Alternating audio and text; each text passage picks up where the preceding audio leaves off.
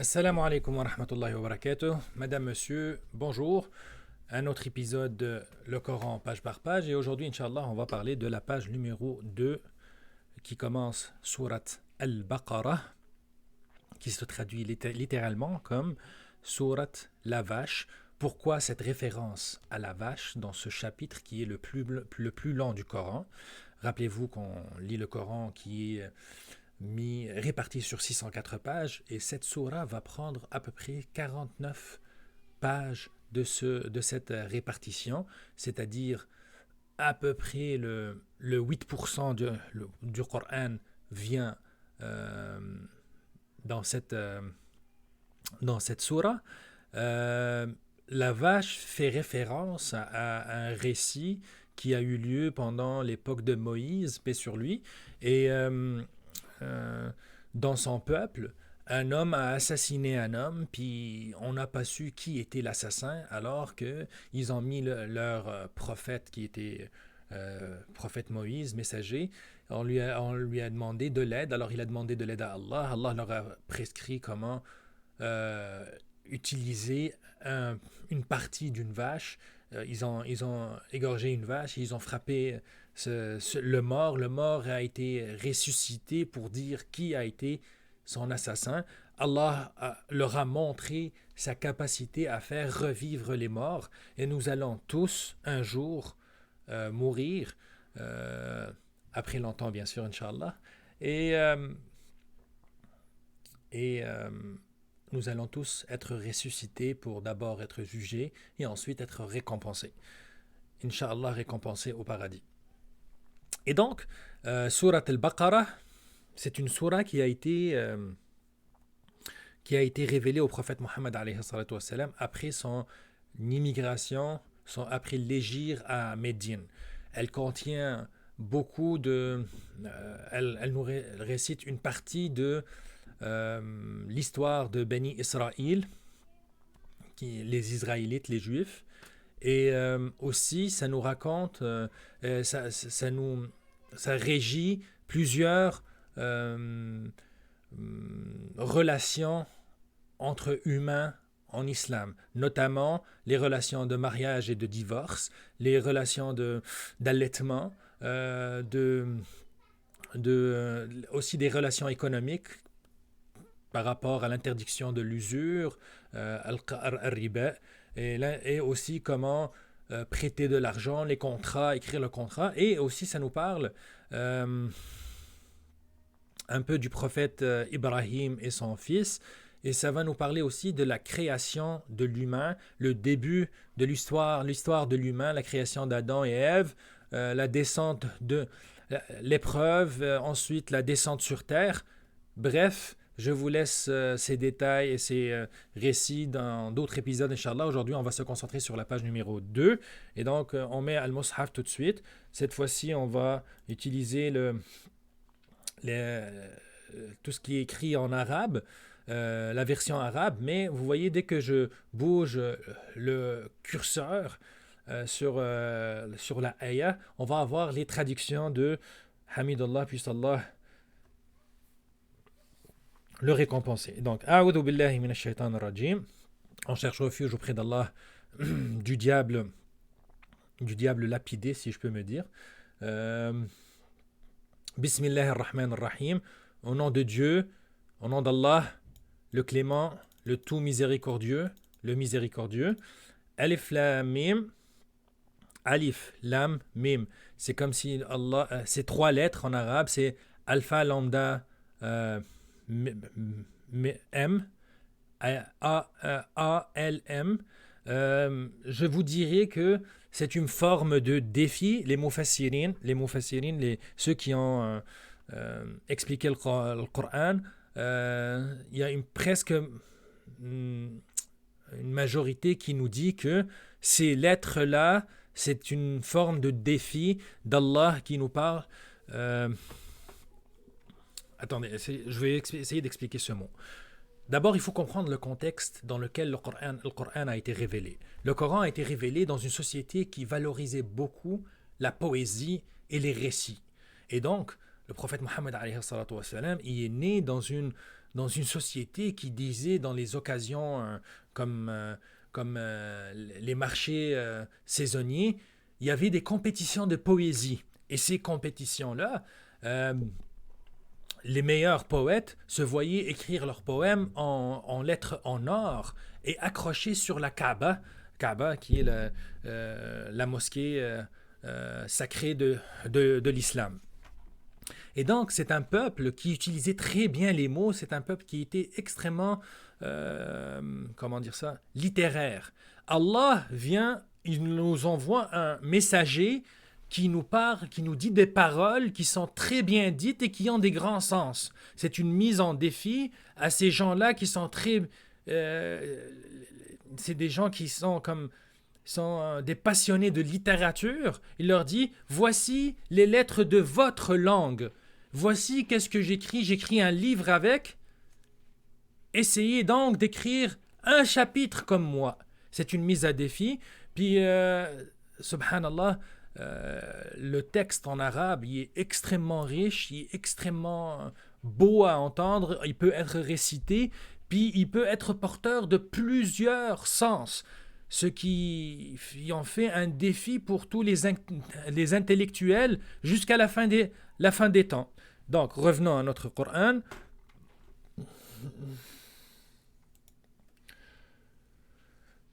Alif, Lam, Mim. ذَلِكَ الْكِتَابُ لَا رَيْبَ فِيهِ. C'est le livre au sujet duquel il n'y a aucun doute. C'est un guide pour les pieux.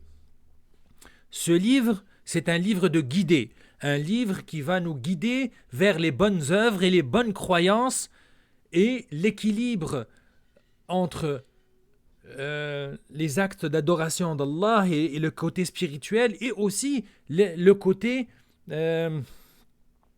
entre humains, c'est-à-dire tout ce qui est relation humaine, que ce soit au travail, que ce soit au niveau familial.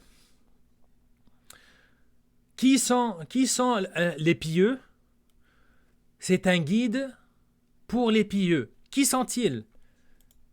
الذين يؤمنون بالغيب, ceux qui croient à l'invisible. Au fait, l'invisible, c'est une traduction que je trouve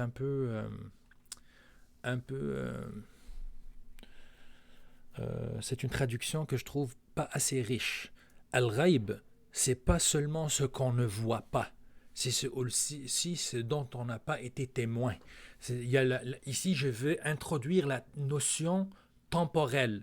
Ce que je vois pas en ce moment, c'est un ghaib instantané, c'est ce que je ne vois pas en ce moment.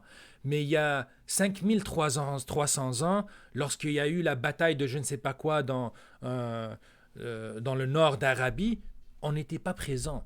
On n'a pas vécu ça, fait que c'est aussi ghaib aussi. Ce qu'est en train de manger monsieur X ou Y ou Z en ce moment au fin fond du monde, c'est aussi ghaib.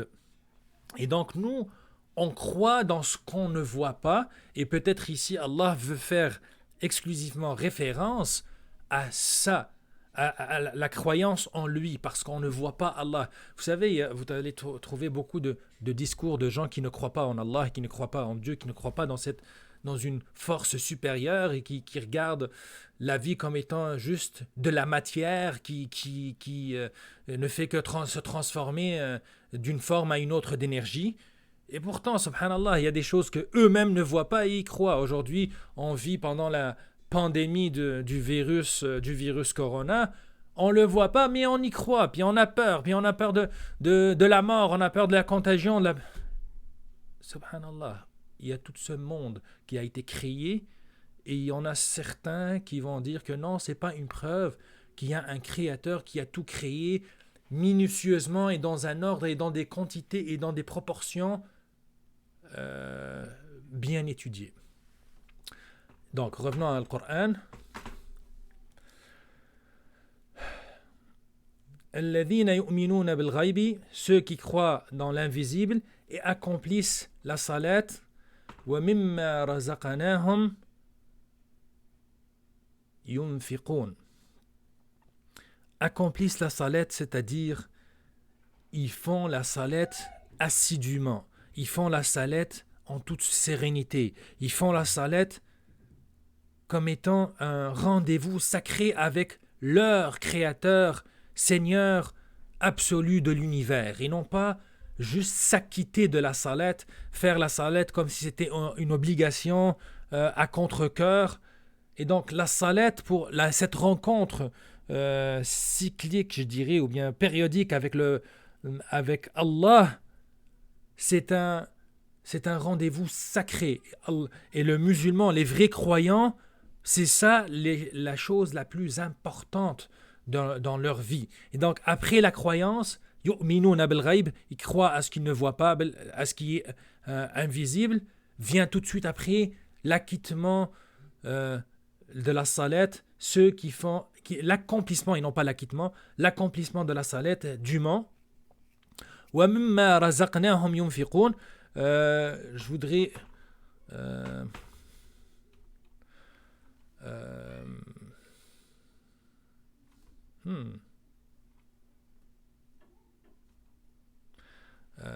je me suis trompé d'écran, je pense. Al-infaq, les dépenses. C'est la nature humaine veut que l'humain aime beaucoup l'argent.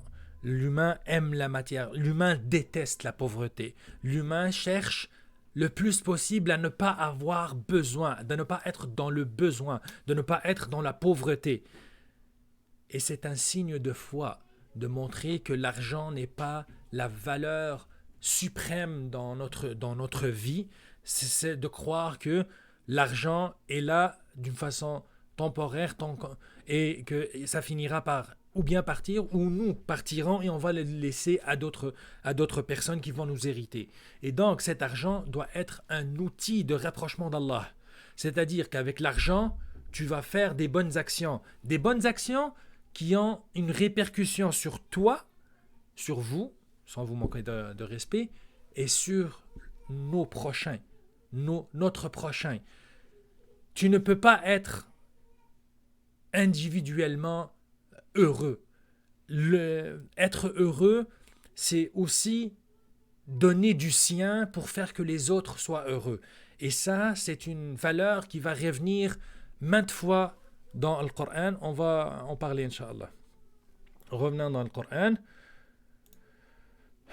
وَمِمَّا رَزَقْنَاهُمْ يُنْفِقُونَ.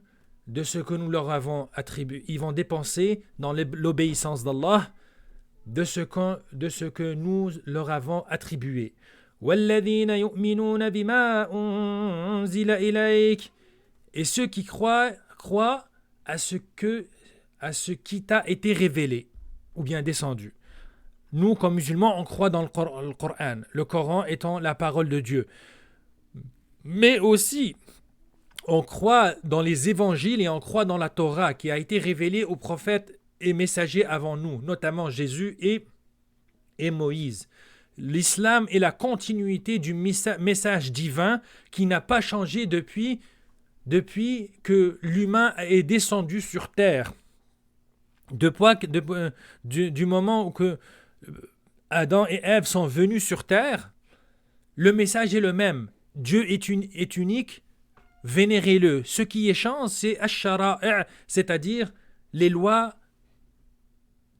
de chaque société qui ont été définies dans leur livre.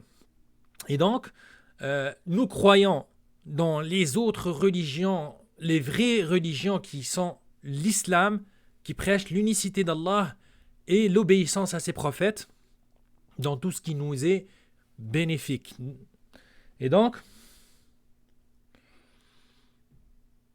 وَبِالْآخِرَةِ وَمَا أُنْزِلَ مِنْ قَبْلِكَ وَبِالْآخِرَةِ هُمْ يُوقِنُونَ. Et donc,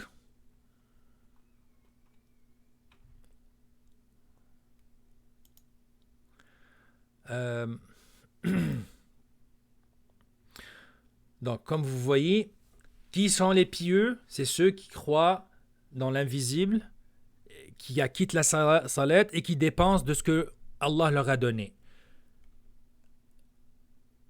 En plus, c'est ceux qui croient dans ce qui a été révélé avant Muhammad alayhi salatu wassalam, en ce qui a été révélé à Muhammad alayhi salatu wassalam, et croient dans le jour du jugement dernier. وَبِالْآخِرَةِ هُمْ يُوقِنُونَ.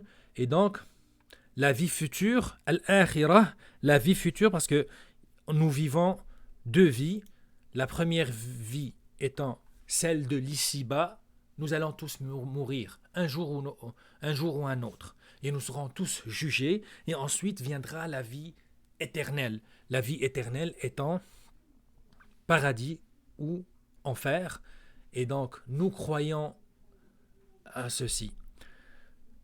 Mais croire vraiment à la vie future, c'est aussi y travailler pour, en conséquence, y travailler en conséquence. Tu peux pas dire que tu vas être jugé, tu peux pas dire que tu crois que tu vas être jugé sans travailler en conséquence.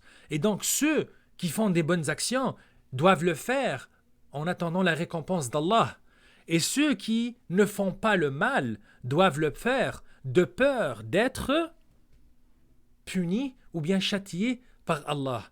Et donc, l'humain qui s'élève avec ses moralités, et ceci donne une conséquence directe sur nos actes, sur notre vécu. Si tu sais que chaque mal que tu fais peut être, et on va finir dans 2 minutes, Inch'Allah. Ça, c'est l'adhan.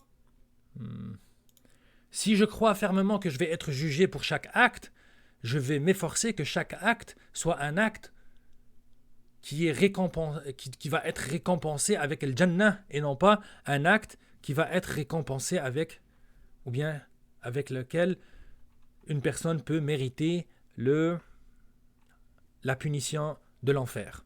Et donc, وَبِالْآخِرَةِ هُمْ يُوقِنُونَ. Ceux-là, أُولَٰئِكَ عَلَىٰ هُدًى مِّن رَّبِّهِمْ, ceux-là sont sur le bon chemin de leur Seigneur. Hudan, c'est-à-dire guidé. Et donc, ceux-là sont sur le chemin de guider de leur Seigneur, et c'est ceux-là qui réussissent dans cette vie et dans l'au-delà.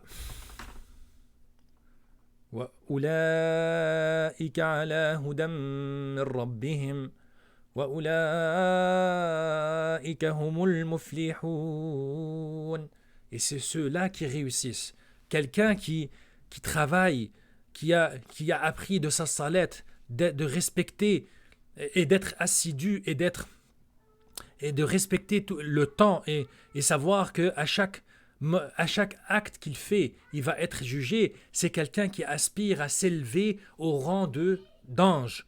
Et ceux qui oublient que il y a un jugement et que chaque acte peut valoir une récompense ou bien un châtiment, c'est ceux-là qui finissent par être pires que des animaux. Non pas que les animaux sont du mal, mais l'humain doit s'élever. L'humain doit suivre des comportements utopiques ou bien aspirer à avoir un comportement utopique. Bien sûr, on ne pourra pas atteindre ce degré-là, mais le fait qu'on travaille dessus, le fait que chaque jour est un jour qui nous permet de devenir des meilleures personnes, c'est ça ce que Allah veut voir de nous. On le vénère, on lui associe rien, puis entre nous, c'est-à-dire entre les humains, on est des êtres exemplaires. هذا واستغفر الله لي ولكم. Je demande pardon au nom d'Allah pour moi et pour vous. Je demande aussi que Allah nous aide à finir cette série. Je demande aussi à Allah qu'elle puisse bénéficier à nous tous, musulmans et non musulmans. Si vous avez des questions, vous avez juste à les mettre dans les commentaires. Je ne réponds qu'aux questions qui sont relatives à ce chapitre, à cette page. Abonnez-vous à la chaîne, appuyez sur la petite cloche pour que à chaque fois qu'on upload, à chaque fois qu'on téléverse un épisode, vous pouvez le consulter le plus vite possible. Wassalamu alaikum wa rahmatullahi wa barakatuh. Paix sur vous.